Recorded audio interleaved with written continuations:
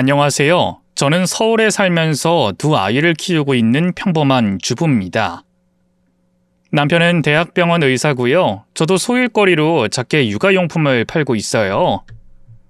제가 언제 주변 사람들한테 속을 안 드러내서일까요? 제 지인들은 절 보며 걱정이란 게 없어 보인다고 부럽다고들 많이 얘기해요. 하지만 그건 저를 잘 모르고 하는 말이죠. 저 역시 남들처럼 누군가에겐 말 못할 고민들이 있고요. 한때 누군가가 짜놓은 악몽 속을 맨발로 헤매이는 것만 같은 그런 끔찍한 나날들을 보낸 적도 있답니다. 다름 아닌 제 전남편 때문이었죠. 지금부터 그 이야기를 좀 해볼까 하는데요. 마지막에 기막힌 반전이 숨어 있으니 꼭 끝까지 들어주세요. 그럼 시작해보겠습니다. 어린 시절 저는 꽤 여유로운 환경에서 자랐어요. 아버지가 사업으로 자수성가하신 분이었고 투자 감각도 남달라서요. 서울과 수도권에 여러 채의 상가 건물을 갖고 계셨거든요. 뭐든 갖고 싶은 걸 가질 수 있었고 하고 싶은 걸 할 수 있었죠. 하지만 그렇게 부족함 없이 자랐다고 해서 행복한 건 아니었어요. 아버지는 늘 일 때문에 바쁘셨고요. 어머니는 그런 아버지 때문에 철진한 꽃처럼 외로움에 조금씩 말라가셨어요. 그러다 결국 하나뿐인 딸이었던 저도 나 몰라라 하고 다른 남자와 눈이 맞아 집을 나가버리셨죠. 아직도 기억에 생생해요. 학교에 갔다 돌아오니 엄마가 커다란 가방에 닥치는 대로 옷이며 폐물을 넣고 있었죠. 또 아빠와 싸웠는지 얼굴은 눈물로 얼룩져 있었고 머리는 잔뜩 헝클어져 있었네요. 엄마 어디가? 제가 아무리 불러도 엄마는 들은 채도 하지 않았어요. 짐가방을 싸자마자 다급하게 대문을 나설 뿐이었죠. 저는 얼른 그런 엄마를 쫓아가 옷자락을 붙잡았네요. 엄마 어디 갔냐고. 나도 갈래. 같이 가. 엄마가 어디로 가는지도 모르면서 저는 그렇게 애원했어요. 엄마가 이대로 가면 영영 돌아오지 않을 것 같다는 예감이 들었거든요. 엄마는 그제야 고개를 돌려 저를 쳐다봤는데요. 얼굴이 울 것처럼 일그러지던 것도 잠시 이내 냉랭하게 돌변했어요. 이건 나. 이제 강씨 집안 사람들이라면 꼴도 보기 싫으니. 난 내 인생 살 거니까 너도 네 인생 살으렴. 갑자기 그게 무슨 말이야 엄마. 글쎄 이건 너우리도. 넌 네 아빠랑 살아. 난 애초에 널 낳고 싶어서 낳았던 것도 아니란 말이야. 모진 말과 함께 엄마가 거칠게 저를 밀어냈어요. 저는 힘없이 뒤로 나동그라졌고요. 대문 밖으로 도망치듯 달려나가는 엄마의 뒷모습을 멍하니 쳐다볼 수밖에 없었죠.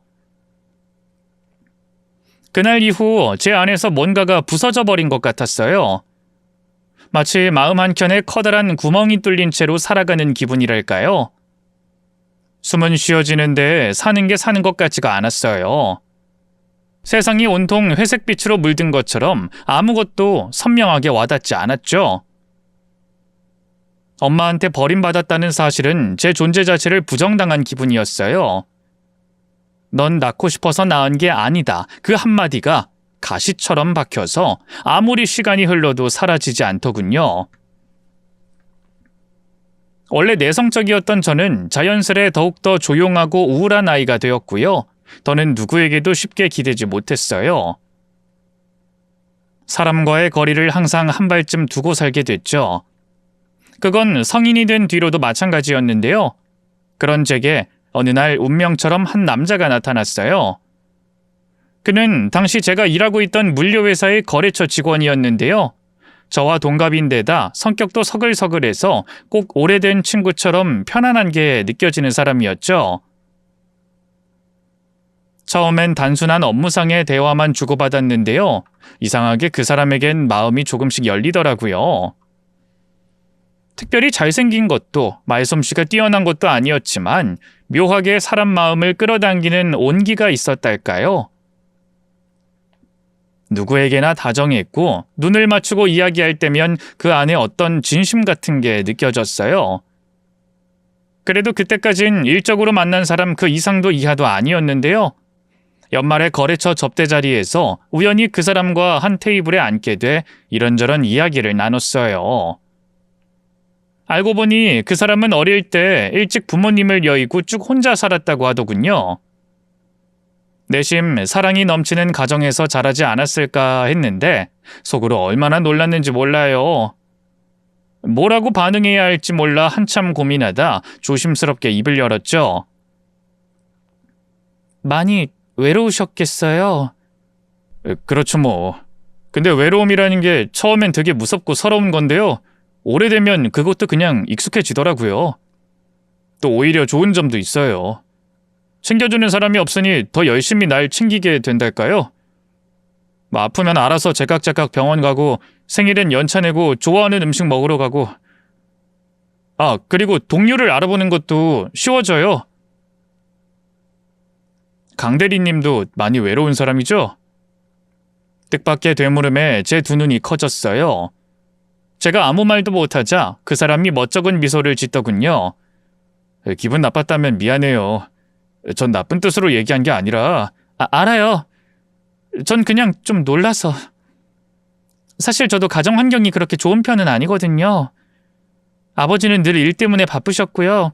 어머니는 어릴 때 다른 남자랑 눈이 맞아서 집을 나가버렸죠. 친구들에게도 감추던 가정사를 누군가에게 털어놓은 건 처음이었어요.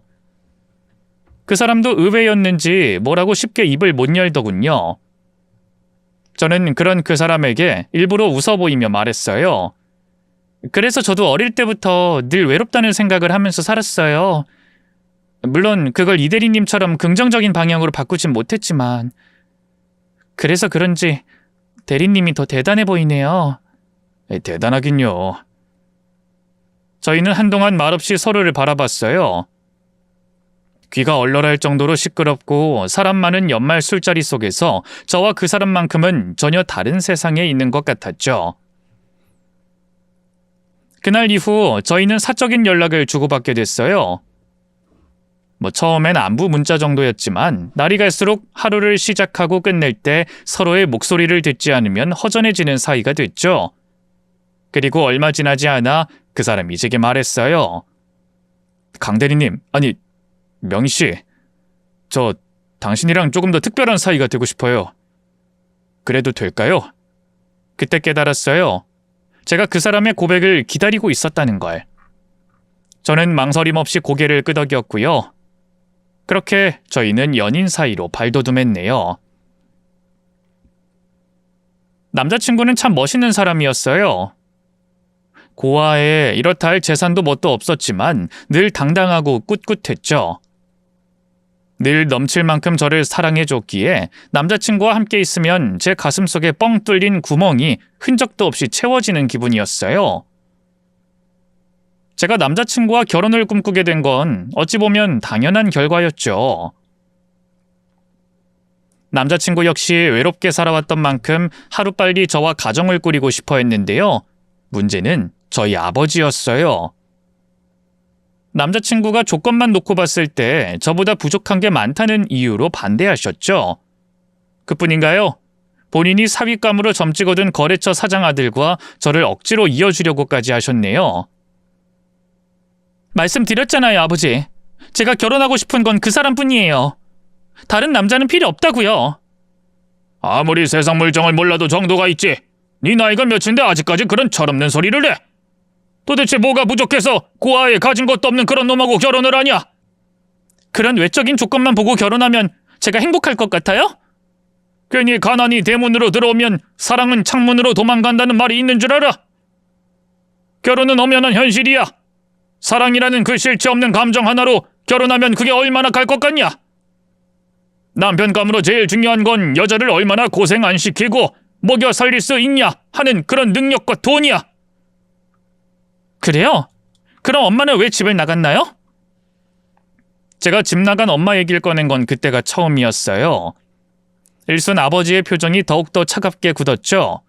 너 지금 그게 무슨 말이냐? 그렇잖아요. 결혼 생활에 있어서 남자 능력과 돈이 제일 중요한 거면 엄마는 왜 불행했나요? 왜 저까지 버리고 다른 남자랑 눈이 맞아 도망갔나요? 명희, 너 감히 애비 앞에서... 아버지, 저는요. 늘 외로웠어요. 뭐? 너무 외롭고 외로워서 늘 죽고 싶었어요. 매일 혼자 먹는 밥도 나 혼자 보내야 하는 주말도 지긋지긋했다고요. 아버지는 늘 제게 아낌없이 용돈을 주시고 비싼 옷과 가방을 사주셨지만 전 그런 것 따위 하나도 필요 없었어요. 제 생일에 아버지랑 같이 밥이나 한 끼 먹을 수 있다면 그걸로 만족했다고요.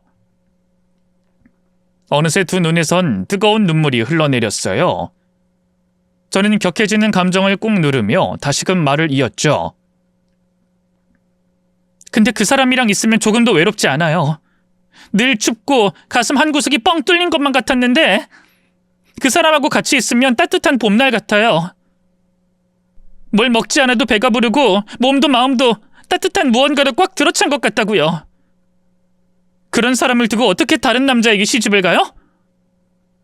아버지가 정한 얼굴도 모르는 그 부잣집 아들하고 결혼해서 또 외롭게 살라고요? 그건 싫어요. 명희야, 난 그저 네가 행복했으면 해서 그렇다면 더더욱이나 그 사람하고 결혼하는 걸 허락해 주셔야 해요. 그 사람은 아버지가 저한테 준 상처까지 다 끌어안아준 사람이에요. 그 사람 아니면 결혼 안 할 거예요. 한참 동안 침묵이 흐른 뒤 아버지가 마침내 가라앉은 목소리로 다시 입을 열었어요. 명희야, 그 사람 한번 집에 데려오거라. 그래도 내가 얼굴은 한번 봐야지. 뜻밖의 말에 제 두 눈이 커다래졌어요. 정말이에요, 아버지? 그래, 하나뿐인 내 딸 평생 외롭게 살게 할 순 없지. 며칠 뒤 저는 남자친구를 아버지에게 인사시켰어요.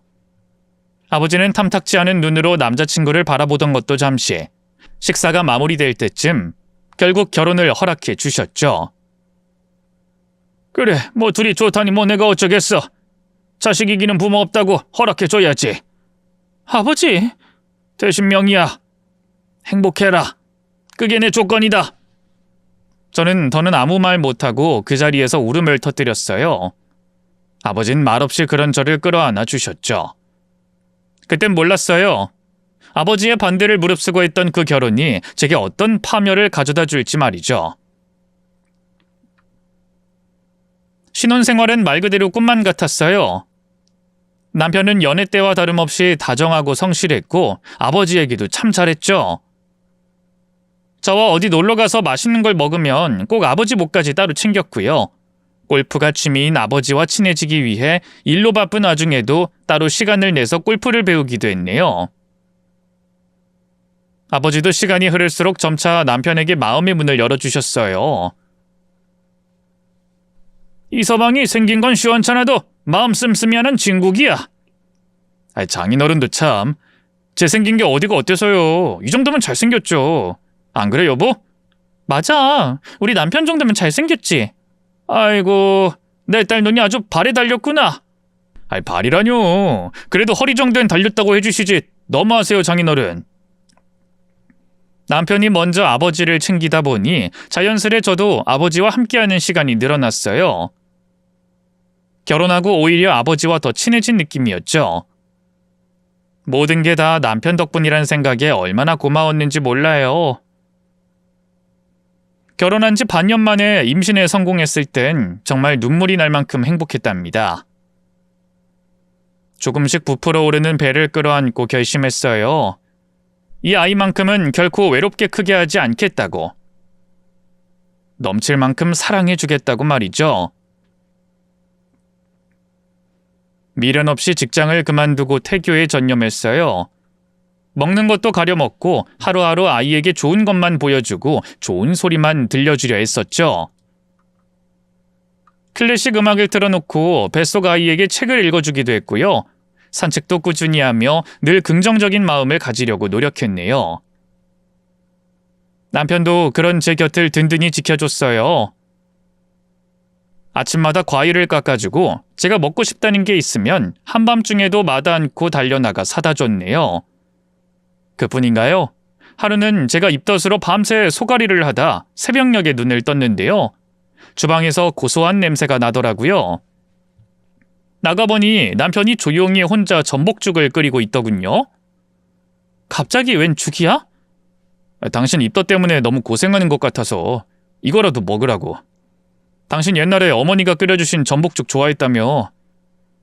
물론 내가 한 게 그것만큼 맛있진 않겠지만 그래도 한번 먹어봐. 못 먹겠음 그냥 두고 이따 퇴근하고 와서 내가 먹으면 되니까. 그냥 지나가듯 한 말이었는데 설마 남편이 그걸 기억하고 있을 줄은 꿈에도 몰랐어요. 더군다나 곧 출근해야 하는 사람이 잠까지 줄여가면서 손 많이 가는 전복죽을 끓여주다니 울컥한 마음에 눈물이 핑 돌았죠. 고마워 여보, 잘 먹을게. 괜히 나 때문에 미안해.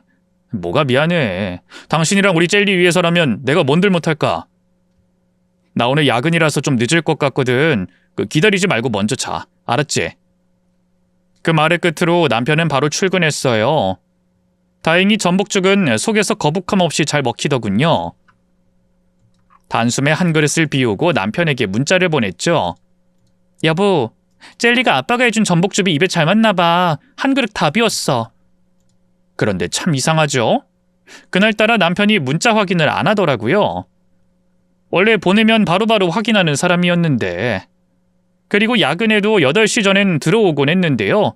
그날은 밤 10시가 넘도록 집에 오질 않더군요. 걱정되는 마음에 전화를 걸었는데요. 다행히 그건 바로 받더라고요. 여보, 오늘 많이 늦어?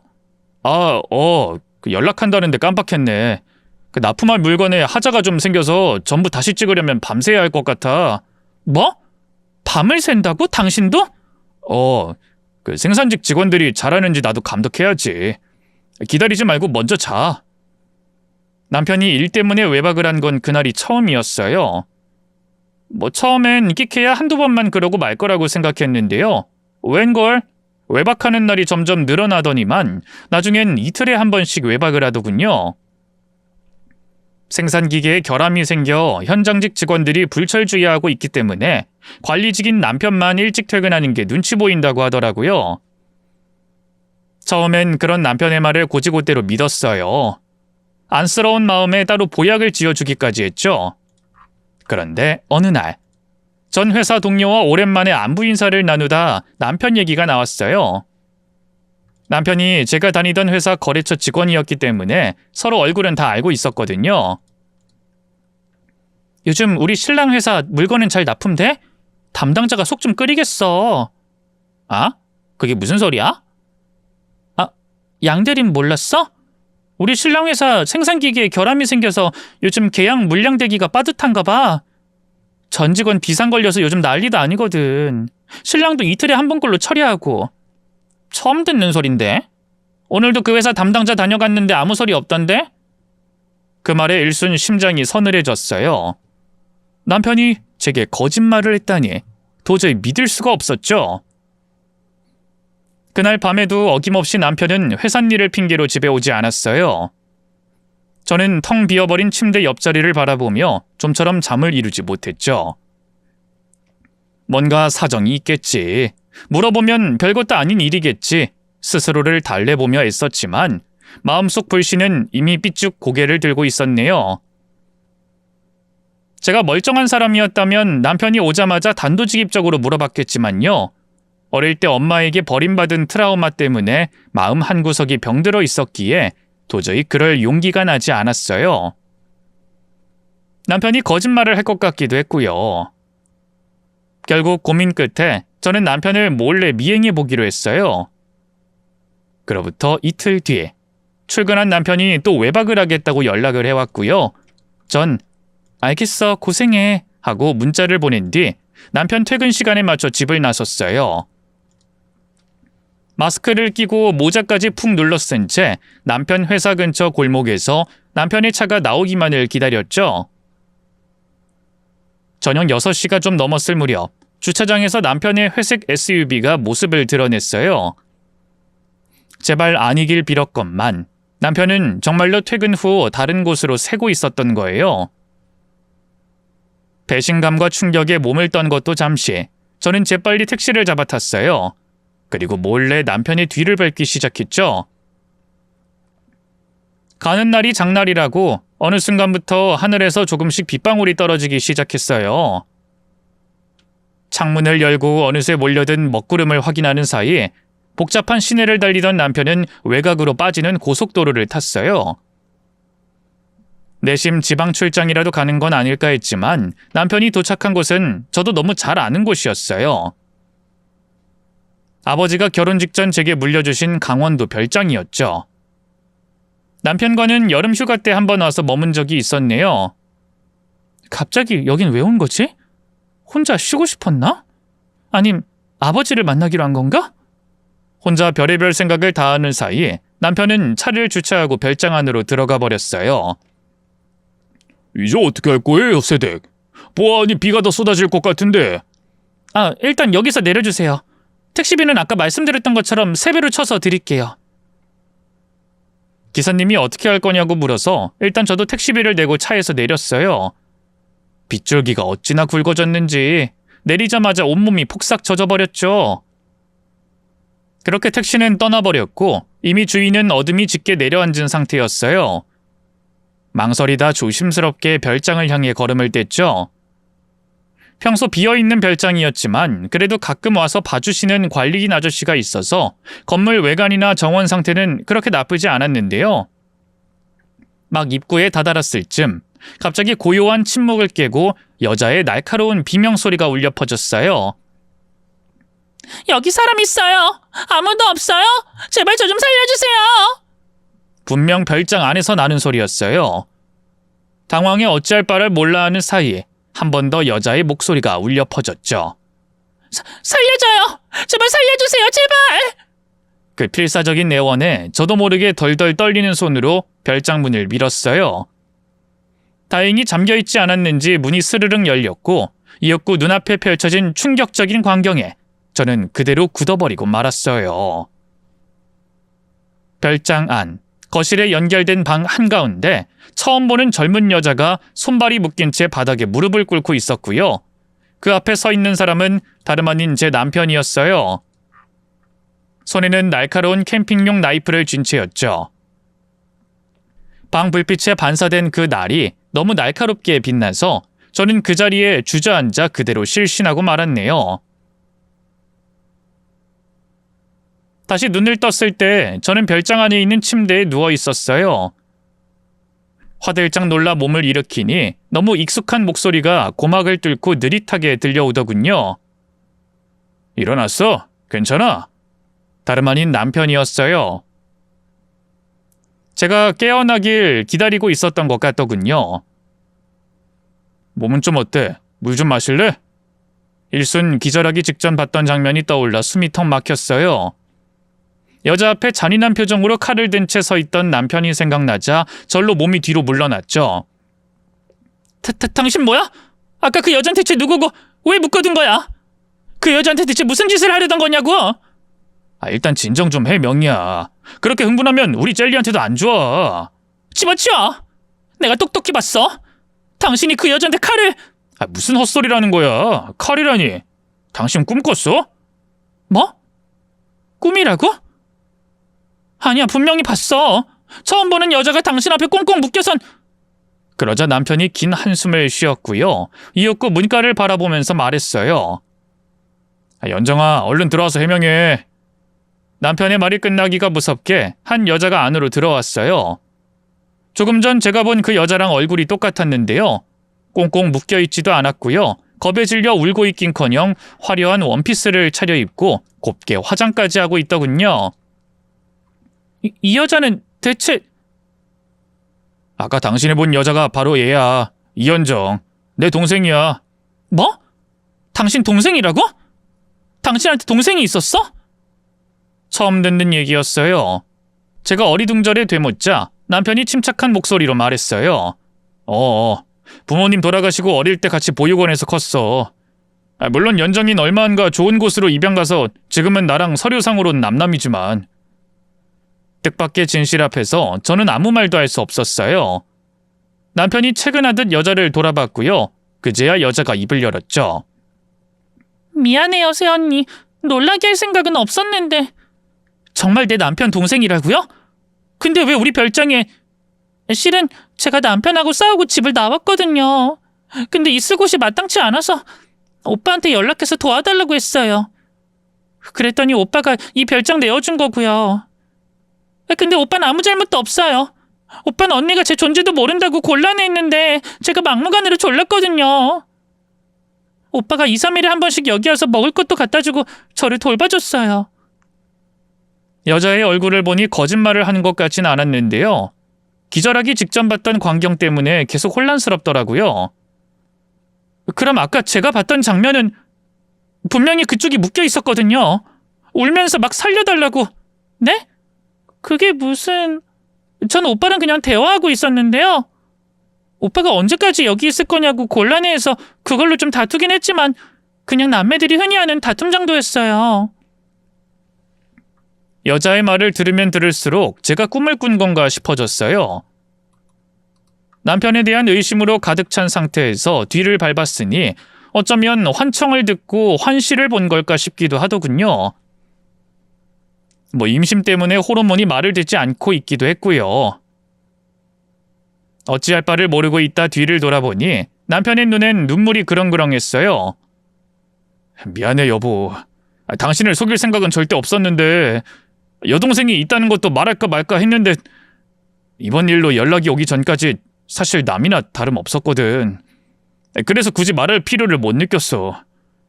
어차피 얼굴도 안 보고 사는 호적상으로도 남남인 동생이었으니까. 혹시라도 장인어른 귀에 들어가면 괜히 날 더 미워하실까봐 겁도 났고. 그래도 나한텐 얘기해줬어야지. 전에 같이 일했던 양대리가 당신 회사 기계 고장난 거 자기는 모르는 일이라고 하길래 난 당신이 나한테 거짓말하고 도대체 어딜 가는 걸까 해서. 거짓말해서 미안해. 동생한테 연락이 왔을 때, 별장에서 묵게 해줬을 때 그때라도 당신한테 말했어야 하는 건데. 그 변명처럼 들리겠지만 당신이 어떻게 생각할지 몰라서 겁이 났어. 이제 와서 동생이 있다고 하면 괜히 내 복잡한 가정사가 마음에 걸리지 않을까 해서. 오열하다시피 흐느끼는 남편이 안쓰러웠어요. 어쨌든 제가 너무 사랑하는 사람이었으니까요. 솔직히 제가 생각했던 것처럼 딴짓을 한 게 아니라는 사실에 안심도 됐네요. 그래서 얼른 남편을 끌어안고 말했어요. 괜찮아. 나도 처음 양대리한테 그 얘기 들었을 때 그냥 당신한테 바로 물어봤으면 될 일인데 괜히 당신 못 믿고 뒤까지 밟아서 미안해. 그러자 남편이 눈가를 훔치며 말했어요. 아니야, 당신이 미안할 게 뭐가 있어. 다 내 잘못인걸. 그래도 괜찮다고 해줘서 고마워 여보. 몸은 어때? 우리 젤리는 괜찮은 것 같아? 괜찮은 것 같아. 남편이 제 배를 조심스럽게 만지며 아이의 상태를 확인했고요. 저는 그런 남편의 젖은 눈가를 닦아주기 시작했어요. 그러자 그 모습을 잠자코 지켜보던 신우이가 입을 열더군요. 저기 새언니, 저 때문에 많이 놀라셨죠? 제가 괜히 민폐를 끼친 것 같아 죄송해요. 아니에요. 저야말로 무례하게 행동해서 미안해요. 여기서 지내는 건 어때요? 아무것도 없어서 많이 불편하죠. 아니에요. 지낼만 했어요. 저도 그만 집으로 돌아가려고요. 아까 오빠랑 얘기 다 했어요. 나중에 따로 찾아뵙고 다시 인사드릴게요. 신우이도 그렇고 저와 남편도 바로 별장을 떠나려고 했는데요. 그 사이 비는 아예 폭우로 변해 있었어요. 라디오를 켜니 고속도로 일부 구간도 통제됐다고 하더군요. 집으로 돌아가는 건 무리였기에 어쩔 수 없이 그 별장에서 하룻밤 묵기로 했죠. 그러고 보니 당신 저녁도 못 먹었겠네. 뭐라도 좀 차려줄게. 기다려봐. 제 잠자리를 한 번 더 살펴봐준 남편은 바로 부엌으로 내려가 라면을 끓이기 시작했어요. 사실 그쯤에 인스턴트 식품은 거들떠도 안 봤거든요. 입덧이 심하기도 했고요. 하지만 시장이 반찬이라고 따끈따끈한 그 라면이 유독 입에 술술 넘어가더라고요. 남편과 신우이도 옆에서 같이 식사를 했는데요. 신우이는 아무래도 자리가 불편한지 먹는 둥 마는 둥 하더군요.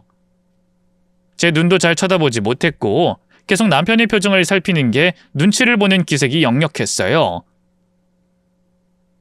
저는 그저 민폐를 끼쳐 미안해서 그런 줄 알았어요.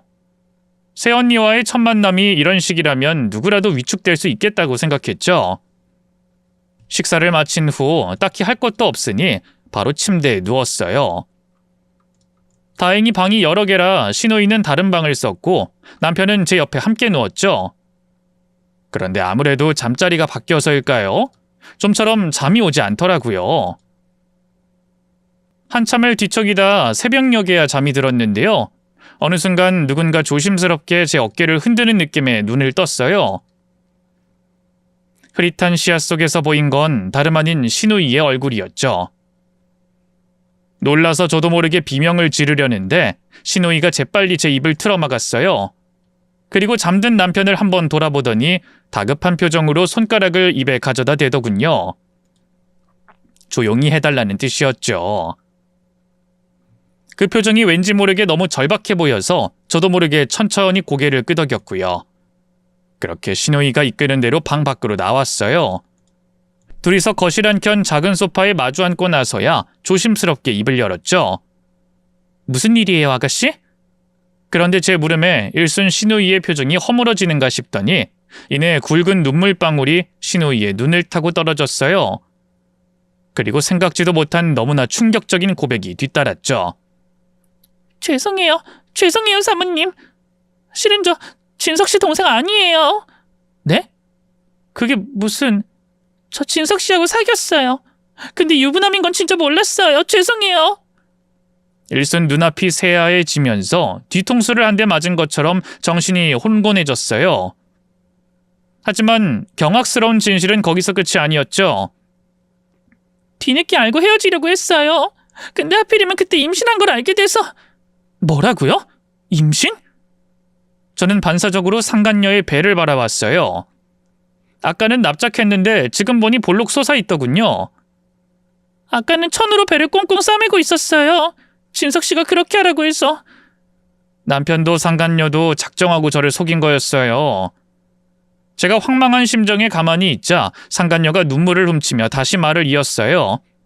죄송해요. 정말 죄송해요. 근데 전 이 애 정말 낳고 싶었거든요. 저도 진석 씨처럼 부모 없이 자란 고아라서 이 애 지우고 싶지 않았어요. 근데 진석 씨가 그게 싫다고 점점 연락도 줄이고 급기야 저를 피하기 시작했어요. 그래서 회사 앞까지 쫓아가서 아기 낳을 거라고, 그러니 사모님이랑 헤어지라고 했어요. 안 그러면 사모님한테 찾아가 전부 다 말할 거라고요. 그랬더니 진석 씨가 갑자기 돌변해선 알겠다고, 사모님하고 헤어지겠다고, 저랑 다시 잘해보고 싶다면서 이 별장이도 데리고 온 거예요. 근데 갑자기 돌변해선 저를 감금시켜버렸어요. 애 지울 때까진 나갈 생각 말라고, 꽁꽁 묶어두고 휴대폰도 못쓰게 하고 문도 잠가두고. 상간녀는 입을 손으로 틀어막은 채 흐느꼈어요. 저는 온몸에 소름이 끼쳐 아무 말도 할 수 없었죠. 이 모든 게 거짓이 아니라는 건 상간녀의 얼굴에 가득한 두려움이 증명하고 있었어요. 그렇게 믿었던 남편이, 내 아이의 아빠가 다른 여자와 바람을 피우고 심지어 감금까지 했다니. 그럼 아까 기절하기 전에 제가 본 장면은 꿈 아니에요. 전부 다 사실이에요. 근데 사모님이 쓰러진 걸 알고 진석 씨가 또 저를 협박했어요. 사모님 깨어나면 말 맞추라고, 안 그럼 저도 뱃속 아기도 정말 죽여버릴 거라고. 무서워서 알겠다고 할 수밖에 없었어요. 속여서 죄송해요. 한참을 멍하니 있었던 것 같아요. 실체를 드러낸 끔찍한 남편의 비밀 앞에서 저는 아무것도 할 수가 없었죠. 하지만 언제까지 그렇게 있을 수만은 없었어요. 상간녀의 말이 과장없는 사실이라면 남편은 정신 나간 미친 사람이 분명했으니까요. 일단 경찰에 신고부터 해요. 제 말을 믿어주시는 거예요? 일단은요. 설령 거짓말이라 해도 경찰이 와서 조사에 들어가면 진실이 드러나겠죠. 어쨌든 경찰에 신고부터 해요. 그치만 저 핸드폰이 진석 씨가 빼앗아 갔어요. 잠시만요. 제 핸드폰이 안방에 있는데. 핸드폰을 찾아오려고 일어서던 바로 그때였어요. 벼랑간 어둡던 거실에 불이 들어오더니만 시야를 무언가가 가로막고 섰어요. 다름 아닌 남편이었죠. 안 자고 뭐해 여보? 이거 찾아? 남편의 손에 들린 건 다름 아닌 제 핸드폰이었어요. 남편의 얼굴은 평소와 다를 바 없이 차분해 보였지만 희미한 웃음이 감도는 두 눈에선 광기가 엿보였죠. 오싹한 공포가 등줄기를 타고 올라오더군요. 그거 이리 줘. 저는 애써 침착한 목소리로 입을 열었어요. 아까부터 배가 자꾸 아파서 아가씨가 봐주고 있었는데 아무래도 병원에 가봐야 할 것 같아, 여보. 그래? 많이 아파? 119 부르게 얼른 핸드폰 줘, 여보. 남편이 저와 상간녀의 대화를 들었는지 못 들었는지 긴가민가 했어요. 저는 손을 내민 채로 천천히 남편에게 다가갔죠. 그리고 남편의 손에 들린 핸드폰을 가져오려던 바로 그 순간 남편이 얼음장처럼 차가운 표정으로 핸드폰을 저만치로 던져버렸어요. 무슨 짓이야? 핸드폰을 왜 던져? 남편은 대답 대신 손을 뻗어 제 뺨을 때렸어요. 어찌나 세게 때렸는지 몸이 그대로 허물어졌고요. 볼은 불이 붙은 것처럼 뜨거워졌죠. 당신 지금 날 때린 거야? 그래, 때렸다. 맞을 짓 했으면 맞아야지. 난 몸이 안 좋아서 119 부르려고. 이게 누굴 바보로 하나. 니년들이 둘이서 쑥덕거리는 거 다 들었거든. 경찰에 신고? 하! 이게 누구 인생을 망치려고. 그 순간 깨달았어요. 제가 알던 남편의 모습은 모두 꾸며낸 가짜에 불과했고 이게 진짜 남편의 본 모습이라는 걸 말이죠. 흥분한 남편이 다시금 제게 달려들려 하자 잠자코 있던 상간녀가 재빨리 그 앞을 가로막았어요. 이제 그만해요, 진석씨. 제발 이러지 말아요. 이미 늦었어, 이년아. 니년 때문에 결국 마누라도 다 알아버렸다고. 그렇다고 폭력을 쓰면... 도덕 교과서에나 나올 법한 소리하고 자빠졌네. 남편이 갑자기 몸을 돌려 서랍쪽으로 성큼성큼 걸어가더니 무언가를 꺼냈어요. 제가 기절하기 직전에 본 그 캠핑용 나이프였죠. 번쩍이는 칼날 앞에서 저도 상간녀도 숨을 삼켰죠. 그 모습을 즐기듯 남편이 느릿하게 입을 열었어요. 이대로 니년들 그냥 살려보내면 난 빈털터리인 상태로 이혼당하고 양육비다 뭐다 해서 뱃속에 애새끼들 뒤치다거리나 해야겠지? 아니에요. 뱃속 아긴 지울 테니까. 쥐어짜듯 간신히 목소리를 낸 상간녀를 향해 남편이 칼을 휘둘렀어요. 이미 늦었다고 했지? 진작에 내 말 들었어야지, 이년아. 우리 마누라 집 재산이 얼마나 많은 줄 알아? 근데 너 때문에 한 푼도 못 가져가고 다 잃게 생겼잖아. 미안해요. 미안하다는 사과 한마디면 다 해결돼? 네 목숨으로라도 갚아야 하지 않겠어? 남편의 칼끝이 상간녀를 향했어요. 안 돼, 하지마! 저는 비명을 지르며 몸을 일으켰지만 남편은 이미 상간녀를 향해 돌진하고 있었죠. 다행히 상간녀는 재빠르게 몸을 피했고요. 남편의 손을 이로 콱 깨물어서 칼을 떨어뜨리게 하는 것까지 성공했는데요. 남편도 가만히 있진 않았어요.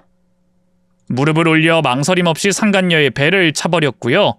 상간녀가 악소리를 내며 주저앉자마자 그 위에 올라타 목을 조르기 시작했죠. 그러게 진작에 애 지우고 꺼졌어야지. 어딜 감히 내 인생을 망치려고. 진석씨, 제발 살려줘. 상간녀의 얼굴이 점점 새하얗게 질렸어요. 저는 온 힘을 다해 남편의 팔을 잡아당기며 소리쳤죠. 그만해! 제발 그만하라고! 하지만 남편은 꿈쩍도 하지 않았어요. 어떻게든 남편을 저지하려고 주변을 둘러보는데 문득 제 눈에 거실 한켠에 놓인 화분들이 보였어요. 저는 달려가 화분 하나를 집어들었고요. 그걸 그대로 남편을 향해 집어던졌죠. 화분은 남편의 머리에 정통으로 맞았고요. 남편이 비명을 지르며 무너져 내렸어요. 그 사이 상간녀가 재빨리 남편의 손에서 벗어났고 화분의 흙을 남편의 눈을 향해 집어던지기까지 했죠. 그 틈을 놓치지 않고 제가 상간녀의 손을 잡아 끌었어요. 이쪽이야. 얼른 도망쳐요. 잠시만요. 핸드폰. 상간녀가 거실 안쪽에 나뒹굴던 핸드폰을 챙겼어요. 이후 저희 둘은 죽을 힘을 다해 대문을 박차고 나섰고요. 신발도 못 신은 채 맨발로 빗속을 내달렸죠. 어차피 남편 차는 차 키가 없었기 때문에 탈 생각도 못하고요. 바로 핸드폰으로 112에 전화를 걸었어요. 울면서 위치를 얘기하고 빨리 와달라고 하자 경찰도 심각성을 느꼈는지 바로 출동하겠다고 하더군요. 그런데 핸드폰을 끊자마자 뒤에서 남편의 욕설이 날아왔어요. 이 개 같은 것들 거기 안 서! 잡히기만 해봐 둘 다 죽여버릴 거야! 뒤를 돌아보니 남편이 저희를 쫓아오고 있었어요. 화분에 맞아 머리가 찢어졌는지 피가 줄줄 흘러내리고 있었고요. 두 눈은 광기로 번들거렸죠. 잡히면 정말 죽겠구나 싶었어요. 그래서 배가 당기는 걸 알면서도 더욱더 빠르게 내달렸죠. 하지만 임산부인 여자들이 뛰어봤자 얼마나 뛰겠어요? 어느새 숨이 턱까지 차오르고 다리는 후들거리기 시작했어요. 상간녀는 넘어지기 직전처럼 비틀거리고 있었고 저 역시 배를 부여잡은 채 거의 질질 기다시피 하고 있었죠. 남편과의 거리는 점점 좁혀졌고요. 정말 잡히기 일보 직전의 상황이었는데요. 그런데 그때 멀리서 갑자기 환한 빛이 켜졌고요. 굵은 빗줄기를 뚫고 빵 경적 소리가 울렸어요. 한눈에 봐도 오래된 승용차 한 대가 저희를 향해 달려오더니 남편과 저희 사이를 가로막고 섰어요. 조수석 문이 열리며 한 남자가 소리쳤죠. 어이, 명희 아가씨! 이게 무슨 일이에요? 어서 타요, 빨리! 다름 아닌 별장 관리인이었어요. 아버지가 별장을 맡기며 십수년간 인연을 이어온 분이었죠. 저는 정신없이 상간녀를 밀어놓고 그 뒤를 따라탔어요. 아저씨 문 잠가요. 빨리요. 철컥. 문이 잠기는 소리와 동시에 남편이 차에 달려들었지만 관리인 아저씨가 가속 페달을 밟아 그대로 자리를 떴어요. 사이드미러로 남편이 피투성이 얼굴로 뒤쫓는 모습이 잠깐 보였지만 곧 빗속에 묻혔죠. 아니, 비가 너무 많이 와서 별장이 괜찮나 보러 온 건데 이게 대체 무슨... 저분 아가씨 남편분 아니에요? 나중에 다 설명드릴게요. 일단은 가까운 경찰서로 좀 가주세요, 아저씨. 저는 덜덜 떨리는 손으로 상간녀의 손을 부여잡은 채 말했어요. 관리인 아저씨는 가타부타 더 말없이 그대로 차를 몰아줬고요. 저와 상간녀는 경찰서에 도착하고 나서야 한숨 돌릴 수 있었죠. 이후로는 일사천리였어요. 저희 신고를 받고 출동한 경찰이 도주하려던 남편을 붙잡았고요. 남편은 그 자리에서 현행범으로 체포됐습니다. 서에 도착한 남편은 순식간에 태도를 싹 바꿨어요. 경찰에게 억울하다고 모든 건 자기를 이혼시키려는 상간녀의 계략이라며 하소연하더군요. 제게도 눈물까지 흘리면서 말했어요.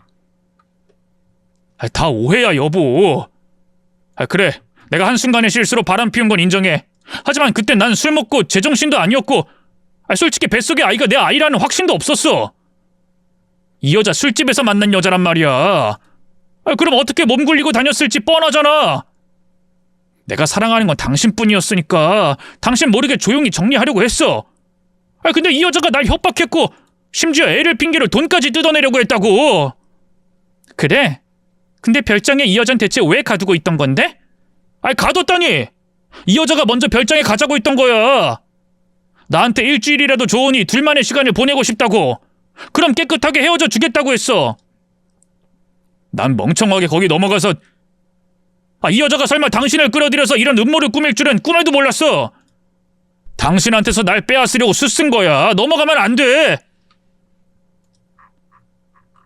하지만 남편의 겉만 번지르르한 거짓말은 얼마 못 가 무너졌어요. 별장에 설치된 감시 카메라에 남편이 상간녀를 겁박하고 폭력을 쓴 게 다 녹화돼 있었거든요. 그뿐인가요? 저희 아버지 돈을 어떻게든 받아내서 따로 사업을 해보려던 정황까지 포착됐죠. 애초에 남편은 절 진심으로 사랑했던 게 아니었어요. 그저 돈을 노린 것뿐이었죠. 남편은 뒤늦게 눈물로 잘못을 빌었지만 전 그런 남편을 도저히 용서할 수 없었네요. 지리한 법적 다툼 끝에 남편은 감금과 협박, 폭행, 살인미수 혐의로 실형을 선고받았어요. 초범임에도 죄질이 무거워 적지 않은 형량을 선고받았고요. 그 사이 저는 바로 변호사를 선임해 이혼 소송을 진행했죠. 뱃속의 아이는 어떻게 할까 고민이 컸는데요. 도저히 지울 수가 없어서 결국 낳았어요. 하지만 친권도 양육권도 전부 제가 다 가져왔죠. 그뿐인가요? 민사로 따로 손해배상 청구 소송도 진행해 남편에게 적지 않은 위자료도 뜯어냈네요. 남편은 그나마 얼마 없던 재산도 전부 다 제게 빼앗긴 셈이었죠. 꽤 오랜 시간이 흘렀기에 남편은 지금 출소한 상태인데요. 한때는 남편이 저를 찾아와 해코지를 하는 게 아닌가 걱정도 됐지만 이럴 때를 대비해 법적인 대비를 철저하게 해뒀으니까요. 그런 쓰레기 같은 놈 때문에 더는 겁먹지 않고 제 인생을 살려고 노력하고 있어요. 실제로 남편은 시궁창 인생을 살고 있는 상태이기도 하고요. 다니던 직장에선 진작에 해고된 지 오래고요. 재취업을 알아보는 모양인데 전과 때문인지 쉽지 않은 것 같더군요. 막노동을 하면서 하루 벌어 하루 먹고 사는 형편이라 하더라고요. 그마저도 술 먹고 노름하는데 다 탕진하고 말이죠. 그런 남편이 안쓰럽긴커녕 쌤통이라는 생각이 든다면 제가 너무 못된 걸까요? 하지만 뿌린 대로 거둔다고 하잖아요. 남편의 지금 모습은 전부 남편이 자초한 일이죠. 남편에게 받은 위자료는 고민하다 전부 상간녀에게 줬어요. 어떤 분들은 속 없다 욕하실 수도 있는데요. 사실 상간녀에게 무슨 잘못이 있겠어요? 처음에 총각이라고 속이고 접근한 남편이 잘못한 걸요. 상간녀가 본인이 임신한 걸 안 뒤로 남편에게 저와 헤어지고 자기한테 오라고 한 것도 뱃속 아기를 위한 결정이었다고 생각하면 솔직히 이해가 되더라고요. 이후 저에게 몇 번이나 고개 숙여 사죄하기도 했고요. 미운 마음이 없다면 거짓말이겠지만 같은 여자로서 상간녀가 잘 살길 바라는 마음이 더 컸네요. 상간녀는 결국 뱃속 아이를 지웠어요. 전 남편과 밑바닥까지 가서일까요? 전 남편의 아이를 키울 자신이 없다고 하더군요. 그런 상간녀의 결정을 이해했어요. 현실적으로 시집도 안 간 처녀가 애를 낳아 키운다면 얼마나 고생길이 훤하겠어요? 혹시라도 나중에 전 남편이 그 아이를 인질 삼아 접근할 수도 있었고요. 저야 그런 걸 대비해 의지할 수 있는 아버지도 있고 돈도 있었지만 상간녀는 그것도 아니었거든요. 사모님, 저 뱃속 아기 그냥 보내주려고요. 저도 제 인생 살아야 하니까요. 그래요, 잘 생각했어요. 그쪽을 위해서도 그게 맞는 결정인 것 같아요. 네, 그렇게 말씀해 주셔서 감사해요. 그리고 주신 돈은 염치 없지만 잘 쓸게요. 정말 죄송했고 또 감사했습니다. 앞으로는 내내 평안하시길 바랄게요. 네, 연정씨도요. 종종 연락하고 지내요. 이후 상간녀는 한동안 죄책감에 많이 괴로워했는데요. 다행히 지금은 좋은 남자 만나 결혼하고 애 낳고 잘 살고 있어요.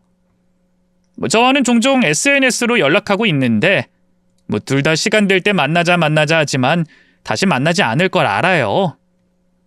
아무래도 전 남편과 엮인 사이니까요. 이렇게 먼 발치에서나마 서로의 안녕을 빌어주는 사이로 남으렵니다. 저 역시 잘 살고 있어요.